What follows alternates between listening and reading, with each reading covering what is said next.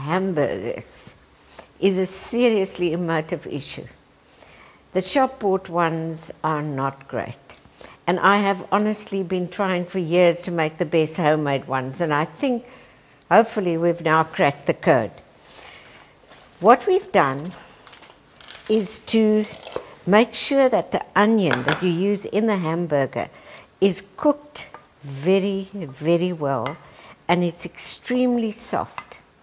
Now, to give the burger a really beefy taste, you add some of the beef stock to the onion.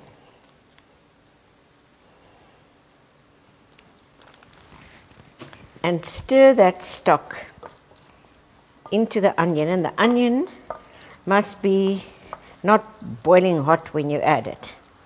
Next thing is buy best quality lean mince. You ain't gonna get a good hamburger if you don't use really good mince. So these cooked down onions with the beef stock go in here, and I'm not adding any seasoning because most meats benefit by being pre-seasoned. The exception to the rule is mince. So it's just the onion and the beef stock, and when you mix it, you try and mix it as lightly as you can.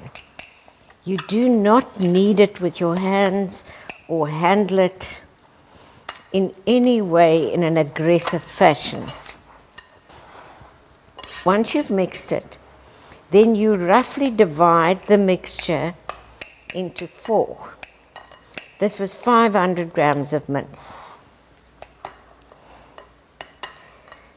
Now we're going to shape them into hamburgers. This was one of the best buys I made years ago. It's called a little hamburger press. But if you don't have one of those, then you certainly can use just a large cake cutter. And this hamburger press has got its own little press, but alternatively you can use the back of a bottle. But let's now use the hamburger press. They are available. Just spoon your hamburger mixture in there and then squish it nice and tight. And you can see that I am working on a piece of baking paper.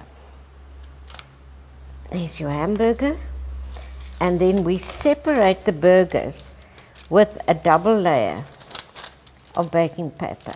Now, once we've made all the burgers, then it is really a good idea to freeze those burgers, because if you try and cook these burgers straight away, they will be inclined to fall apart. So here we've got some burgers that we made yesterday, and we've had them frozen. Now, if you try and season rock hard hamburgers, the seasoning will just shatter away. So we put some olive oil on them to make the seasoning stick, but also to help with the cooking of the burgers.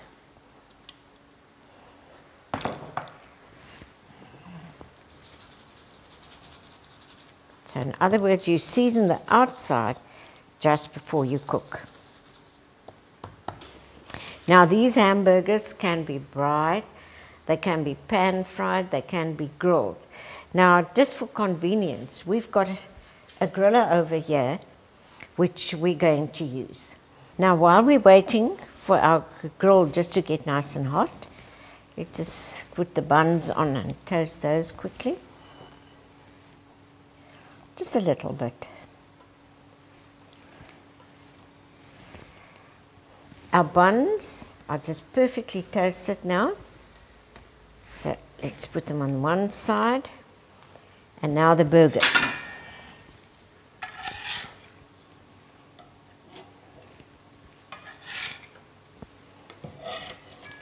Now the reason for cooking them from frozen is we want the outside to be nice and brown, but we don't want the inside to be dry. That's the worst thing about burgers. They can be quite dry on the inside. Oh, just look at that. Janet's just turning them. Sure. With this thing, you must just have a little bit of patience. And you can see what Janet is doing.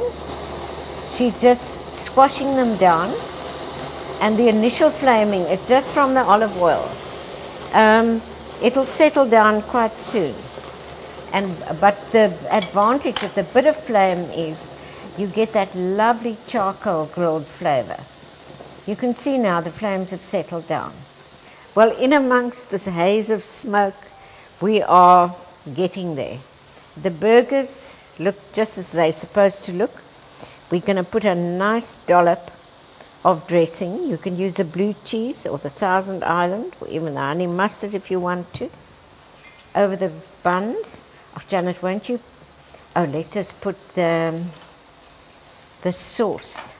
Janet, will you put some sauce, the steak and burger sauce, nice big fat dollop. That's fine.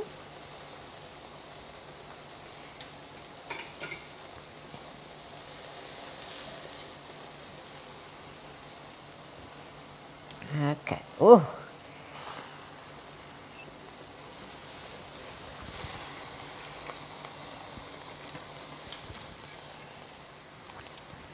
Now let's put a bit more steak and burger sauce.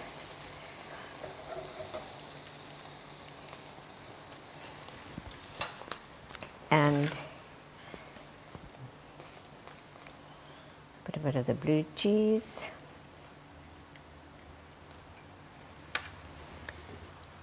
Here we've got some of the classic accompaniments to a good burger. Some greenery, could be lettuce, could be rocket like we've got here. Honestly, this is a healthy burger. Some tomato. I'd like to season this tomato. Let's season it with a little bit of our green onion.